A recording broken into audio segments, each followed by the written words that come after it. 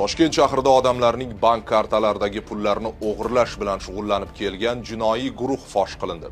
Ichki ishlar vazirligi Kiber xavfsizlik markazi xabariga ko'ra ushlangan shaxslar turli davlat fuqarolari bo'lib, ular odamlarning telefoniga virusli dastur yuklab shaxsiy ma'lumotlar orqali bank kartalaridagi pullarni o'g'irlab kelgan. Ular Telegramda maxsus guruh tuzib faoliyat yuritgan. Xususan, ushbu shaxslar odamlarga Telegramdan APK fayllar yuborgan.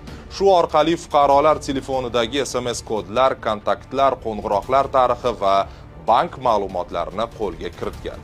Jinoiy guruh 177 kishining bank kartalaridan jami 1 milliard so'mga yaqin pullarni noqonuniy o'tkazmalar orqali o'zlashtirgan.